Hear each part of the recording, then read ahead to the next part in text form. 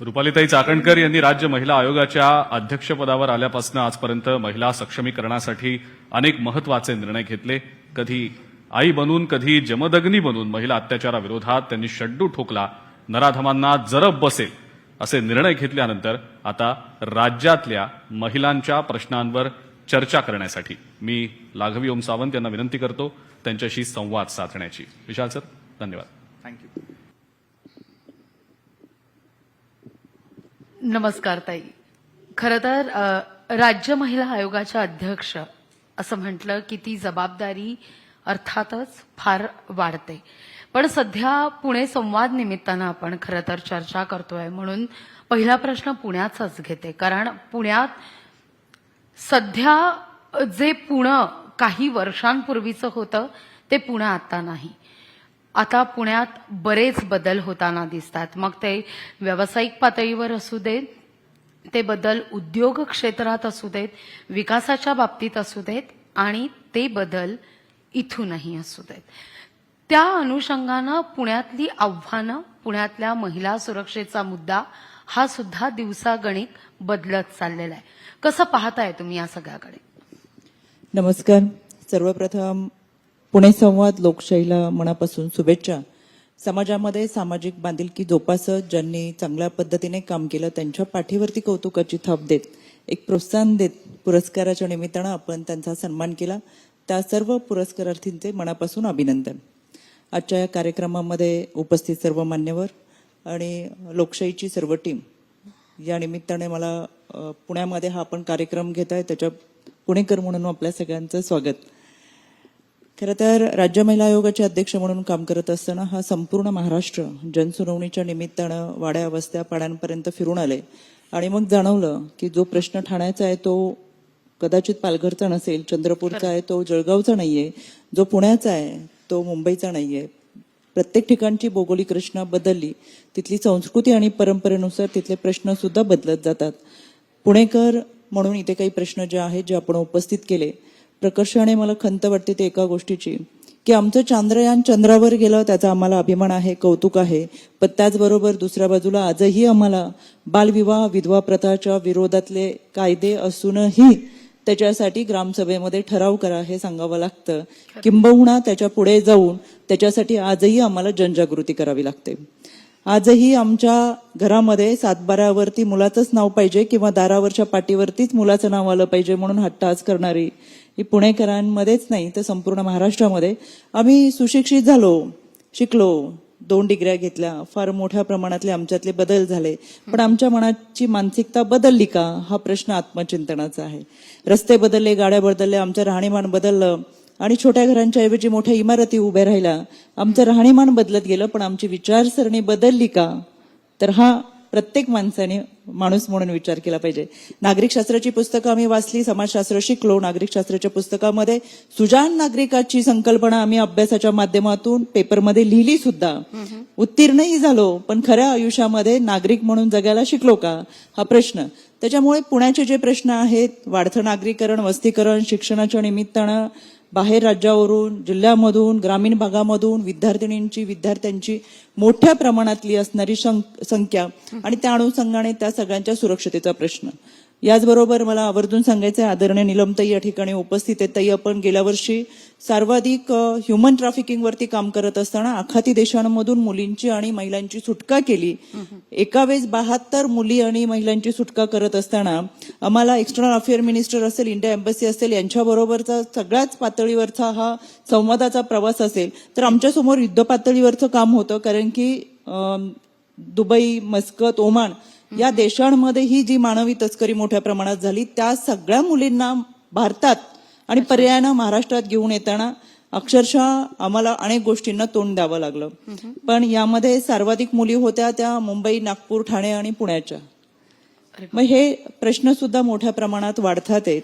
शिक्षणाच्या निमित्तानं आई वडील ग्रामीण भागामध्ये असताना कष्ट करतात आणि स्वप्न पाहतात, जे स्वप्न आपलं पूर्ण झालं नाही ते आपल्या मुलांनी पूर्ण करावं असं आई वडिलांना वाटत असतं. पण इथं आल्यानंतर इथल्या संस्कृतीसारखं आपण राहावं, वागावं म्हणून काही मुलं ही अगदी नशेच्या आहारी जाताना आपण ते स्टँडर्ड जपतोय का, अशा पद्धतीने विचारसरणी खरं तर आत्मसात आणताना दिसतात. ह्या सगळ्यांमध्ये कुठेतरी संवाद कमी पडतो असं मला मनापासून वाटतं. आजकाल आमच्याकडे एका हातात टीव्हीचा रिमोट आणि दुसऱ्या हातात मोबाईल आहे. पूर्वी एकत्र कुटुंब पद्धतीमध्ये आई रागवली की आजीच्या पाठीमागे लपता यायचं, बाबा ओरडले की आजोबांचा हात धरता यायचा. आता हम दो हमारे दोचाही जमाना गेला, हम दो हमारे एकच्या जमान्यात आलो आणि आता संवाद साधायचा कोणाशी तर आम्हाला आजीऐवजी गुगल सर्च करावं लागतं.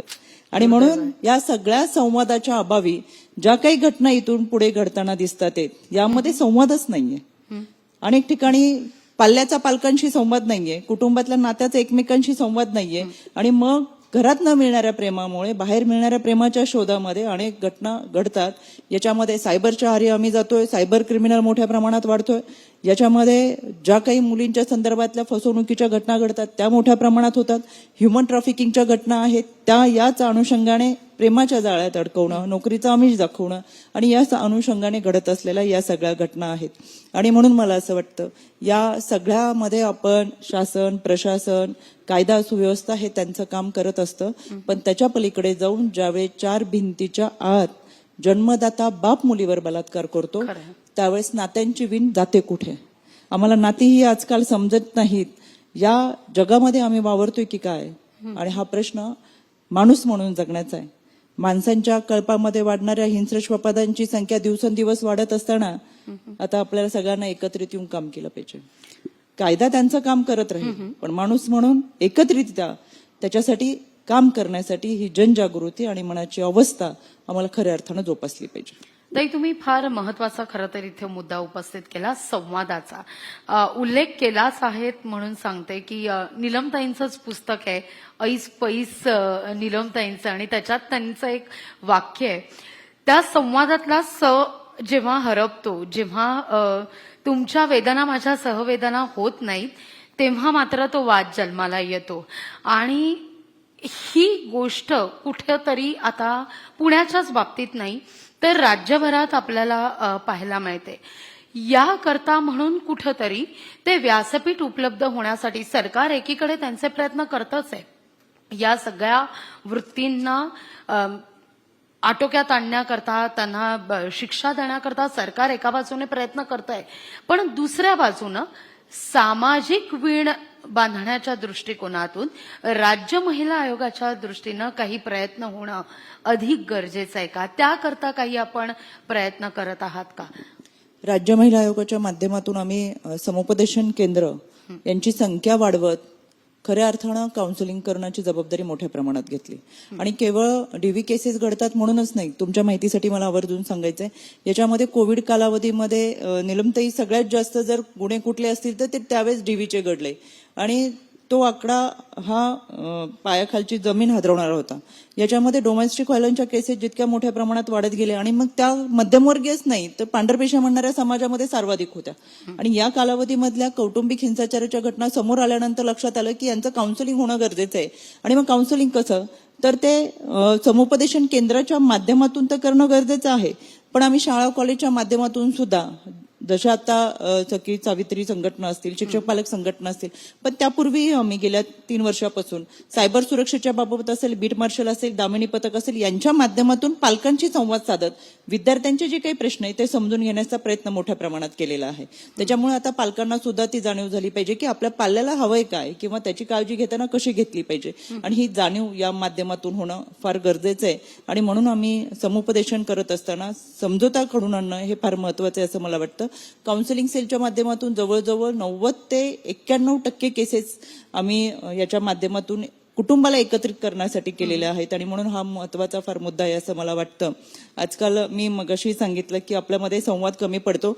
आपल्याकडे संस्कृती अशी आहे की आपण आफ्टर मॅरेज काउन्सिलिंग करतो. म्हणजे लग्नानंतर वाद झाले तर मग काउन्सिलिंग करायचंय आणि मग तो वाद मिटवायचा आणि मग कुटुंब एकत्र. वाद झाला तरच काउन्सिलिंग होतं. पण आपल्याकडे आता खरं आम्ही राज्य महिला आयोगाच्या वतीनं शासनाला सुद्धा शिफारस केली आणि मला आदरणीय नीलमताईंना सुद्धा आवर्जून सांगायचे की नॅशनल कमिशन कॉन्फरन्सच्या माध्यमातून आम्ही महाराष्ट्रामध्ये आता प्री मॅरेज काउन्सिलिंगच्या साठी समिती गठीत केलेली आहे आणि ते प्री मॅरेज काउन्सिलिंग की गोव्यासारख्या राज्यामध्ये खरं तर प्री मॅरेज काउन्सिलिंग झाल्यानंतर त्यांना सर्टिफिकेट दिलं जातं आणि नंतरच त्यांना लग्नासाठी कार्यालय, प्रिंटिंग प्रेस यांच्या माध्यमातून मदत होती.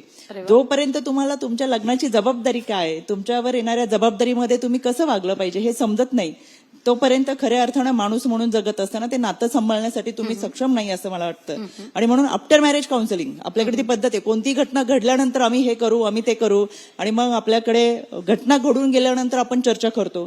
त्यापेक्षा त्या घटना घडूच नाहीत याच्यासाठी सुरुवातीपासून जर आपण त्या पद्धतीची नियमावली बनवली, त्याचा अवलंब केला, तर मला असं वाटतं की अतिशय सुरक्षितता आणि सुरक्षितेचं वातावरण आपण या माध्यमातून देऊ शकू. संवादाचा तर भाग आहेच यात महत्वाचा, पण सध्या अगदी आम्हाला सुद्धा बातम्या देताना बऱ्याचदा असं होतं की पुण्याची बातमी आली की सध्या काळजात एकदम धस्स होऊन जातं. आता नेमकं काय? कारण पुण्याच्या बाबतीत कायदा सुव्यवस्थेचा मुद्दा असू दे, कोयता गँगची दहशत असू दे, आता नुकतंच घडलेलं ईश्वरी भिसे प्रकरण सुद्धा असू दे, अशा या सगळ्या घटनेनं पुणे सातत्यानं चर्चेत असल्याचं आपण पाहतोय. काय वाटतं तुम्हाला, कुठं पाणी मुरतंय? मला लोकशाही बरोबर इतर माध्यमांनाही आवर्जून सांगायचंय, ह्या घटना आपण ठीक आहेत आपल्या माध्यमातून आपण घेताय, लोकशाहीचा चौथा स्तंभ म्हणून आपण सातत्याने त्याच्यावर आवाज उठवता, त्याच्यामुळे सामाजिक संस्था असेल, प्रशासन असेल, ह्या ताकदीने त्या गोष्टीमध्ये लक्ष घालून यामध्ये न्याय देण्याचा प्रयत्न करत असतात.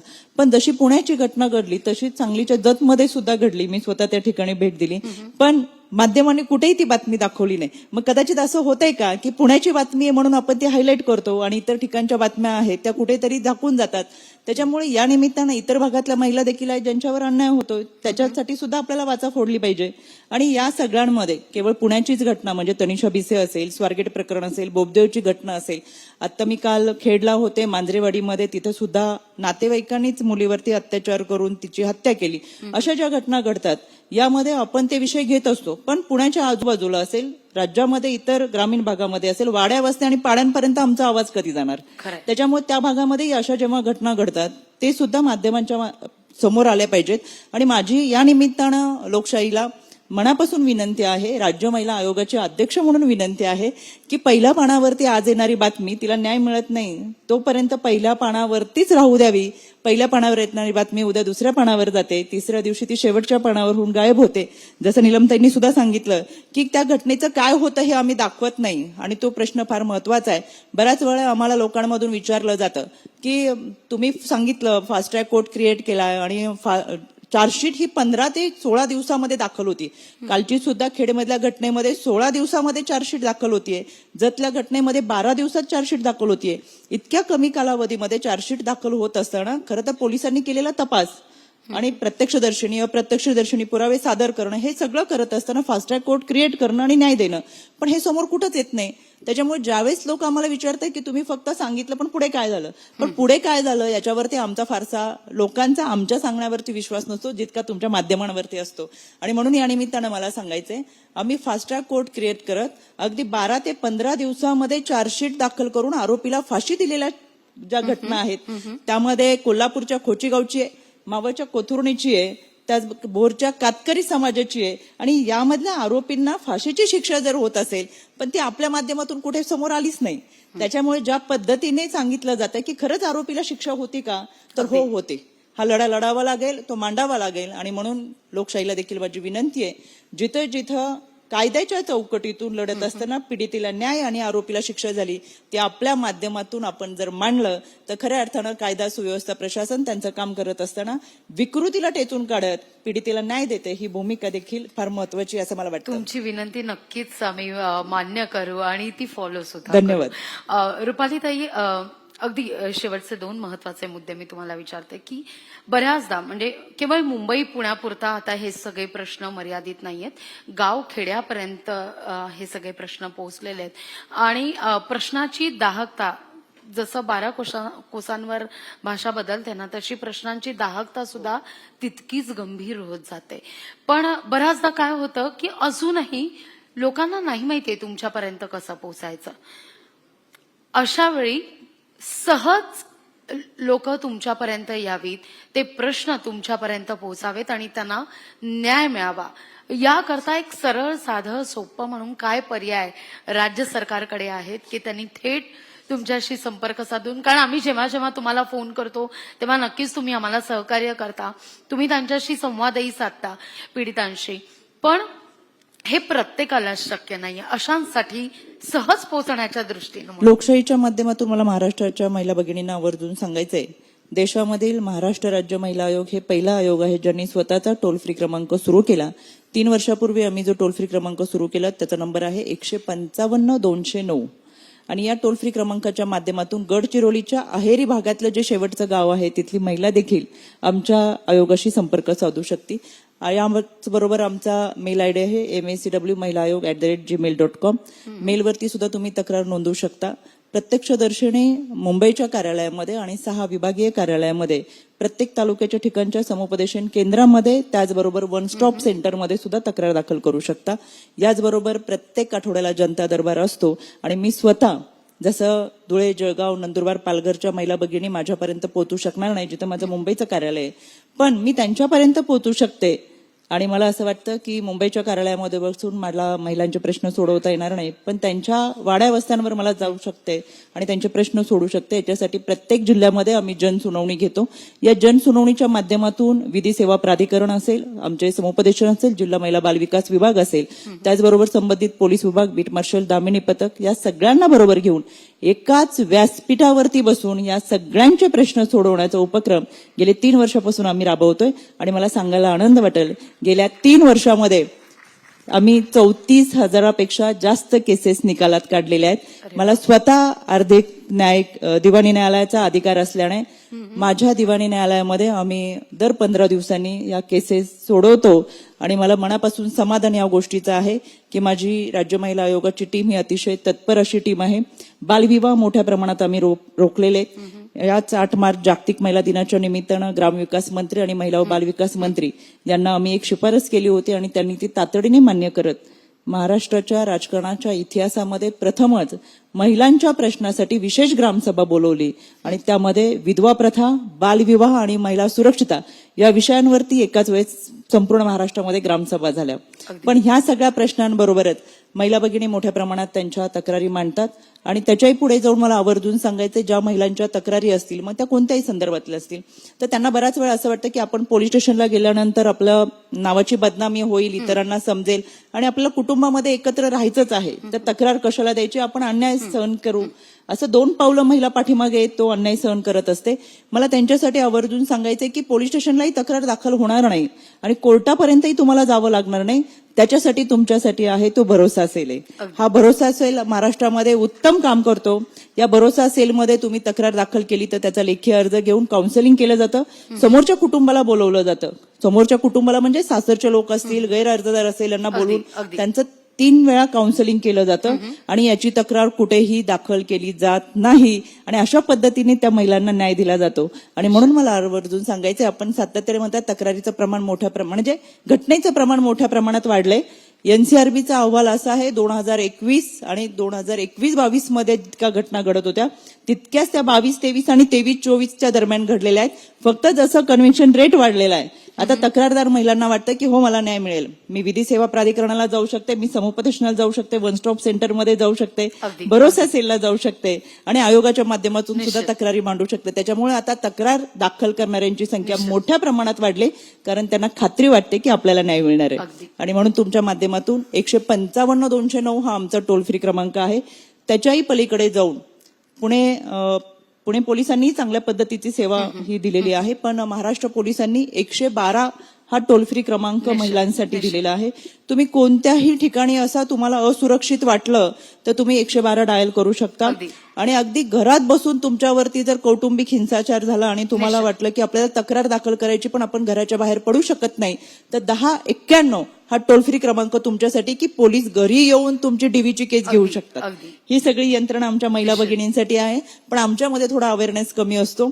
टीव्हीवरच्या मालिका, मला कुणाच्या भावना दुखवायच्या नाही, पण टीव्हीवरच्या मालिका बघण्यामध्ये 4-4 तास घालवणारे आम्ही महिला भगिनी, आमच्या भागातलं पोलीस स्टेशन कोणतं, बीट मार्शल कुठे, दामिनी पथक कुठं, आमचं वॉर्ड ऑफिस कुठे, किंवा आमची मुलगी शाळेत जात असेल तर मुलीसाठी असलेला टोल फ्री क्रमांक कोणता, तिची सुरक्षता काय, याकडे जितक्या गांभीर्याने पाहत नाही तितक्या गांभीर्याने आम्ही इतर गोष्टीमध्ये जास्त रस घेत असतो. आणि म्हणून त्या आईला मला सांगायचं, आता त्या बाईमधली आई जर जागी झाली तर आम्हाला हुंडाबंदीसाठी वेगळा कायदा करावा लागणार नाही. आणि गर्भनिधन चाचणी कायद्याने बेकायदेशीर असून सुद्धा मोठ्या प्रमाणामध्ये अबॉर्शन होतात. मुलीचा गर्भ ही कळी उमलण्यापूर्वीच खडला जातो. त्याच्यामुळे मला असं वाटतं की आई आता जरा सक्षम व्हावी. निश्चित जेव्हा हुंडा पद्धत ती सांगते की मी हुंडा घेणार नाही तेव्हाच ती बंद होते. त्यामुळे तिनं आता पुढे येणं तिच्यासाठी हे फार गरजेचं आहे. खूप खूप धन्यवाद रुपालीताई, आमच्याशी संवाद साधलात आणि इतक्या मनमोकळ्या गप्पा मारलात त्याबद्दल. लोकशाहीचे मनापासून आभार.